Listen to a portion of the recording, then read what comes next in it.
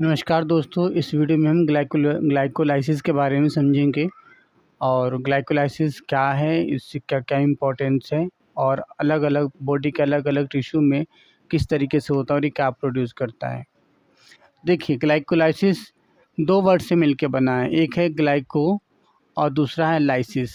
Glyco कहने का मतलब होता है स्वीट यानी कि शुगर, और लाइसिस कहने का मतलब होता है ब्रेक डाउन, यानी शुगर का ब्रेक डाउन या ग्लूकोज का ब्रेक डाउन ही ग्लाइकोलाइसिस कहलाता है। यानी जिस प्रोसेस से ग्लूकोज या शुगर ब्रेक डाउन होते हैं उसको ग्लाइकोलाइसिस बोलते हैं। डिफिनीशन देखिए तो कह रहे sequence of reactions for the break down of glucose. किसका? ग्लूकोज के ब्रेक डाउन के लिए जितने भी सीक्वेंस ऑफ रिएक्शंस होते हैं उसको हम ग्लाइकोलाइसिस बोलते हैं। तो जब ग्लूकोज का ब्रेक डाउन होता है तो किस चीज़ में टूटता है?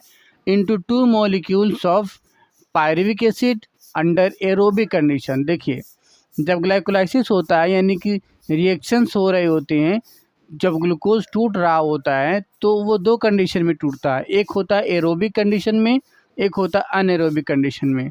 एरोबिक कंडीशन का मतलब है कि जिसमें ऑक्सीजन इन्वॉल्व है, और अनएरोबिक कंडीशन का मतलब है जिसमें ऑक्सीजन इन्वॉल्व नहीं है। तो जिसमें ऑक्सीजन इन्वॉल्व होता है अंडर एरोबिक कंडीशन कहलाता है।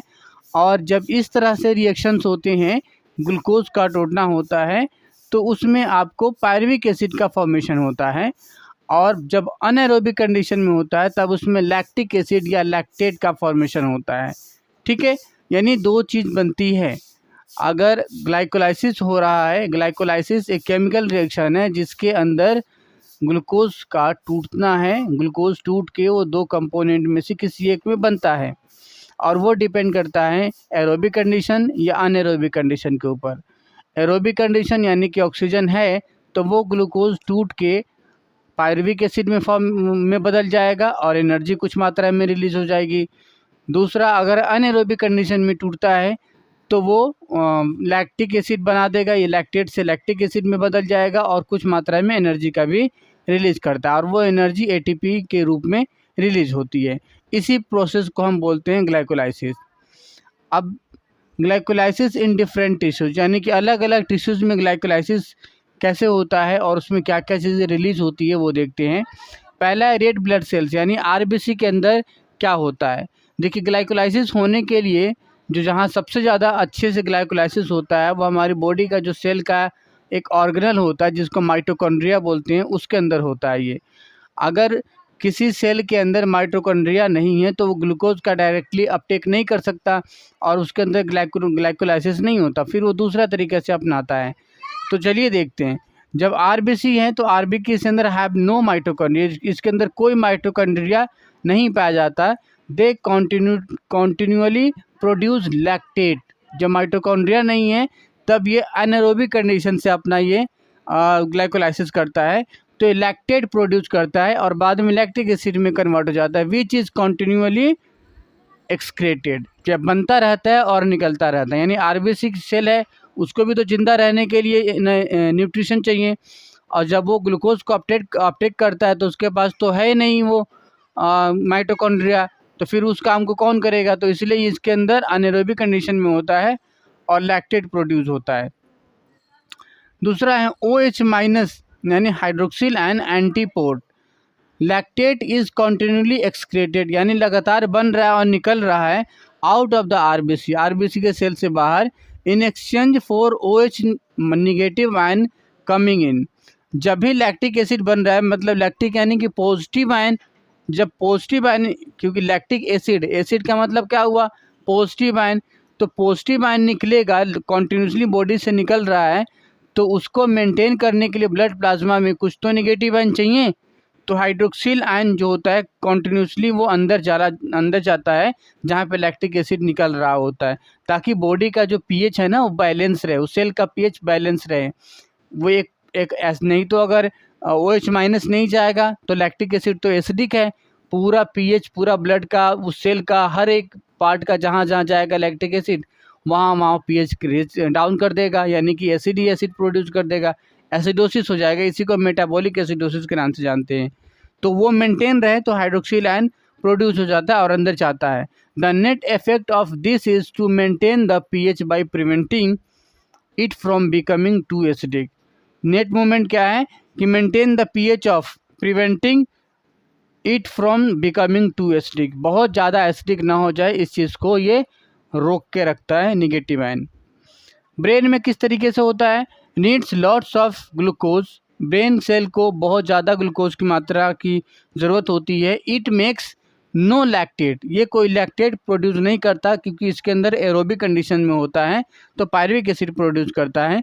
It has lots of mitochondria, इसके पास माइटोकॉन्ड्रिया बहुत ज़्यादा होते हैं, तो इसमें लैक्टिक एसिड प्रोड्यूस करने का सवाल नहीं उठता।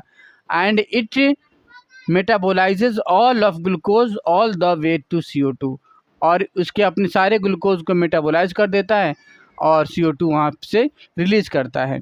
मसल और हार्ट के कोई जो हमारा स्केलेटल मसल है और हार्ट का जो टिश्यूज है उसके अंदर किस तरीके से होता है, can also make glycogen but it can not get back free glucose, यानी कि ग्लाइकोजन तो बनाता है लेकिन ये दोबारा ग्लाइकोजन से ग्लूकोज में कन्वर्ट हो जाए ऐसा नहीं हो पाता हार्ट मसल में और जो भी स्केलेटन मसल है उसके अंदर। Any glucose 6-phosphate it will oxidize glucose fully as long as there is O2 around। जब ग्लूकोज का ऑक्सीडेशन हो रहा होता है तो ये O2 के रेंज में होता है। जब O2 का रेंज चारों तरफ से O2 है मतलब कि एरोबिक कंडीशन में होता है, तब उस कंडीशन में वो पायरुविक एसिड का फॉर्मेशन करता है।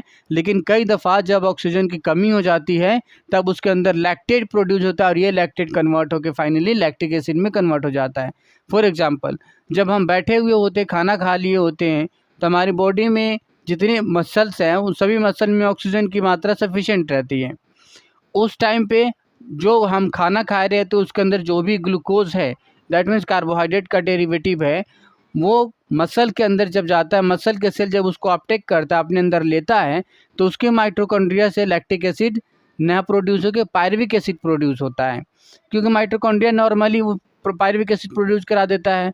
लेकिन जब हम दौड़ने लग जाते हैं, रनिंग करते हैं, जंपिंग करते हैं, खेलते कूदते हैं, प्लेइंग करते हैं या कोई हेवी वर्क काम करते हैं, कोई भारी सामान उठाते हैं, उस कंडीशन में हमारी मांसपेशियों के ऊपर काफ़ी जोर पड़ता है, हमारी मांसपेशियाँ उस काम को करती है। इन सभी काम करने के लिए मांसपेशिया को यानी मसल्स को काफ़ी ज़्यादा मात्रा में एनर्जी चाहिए होती है।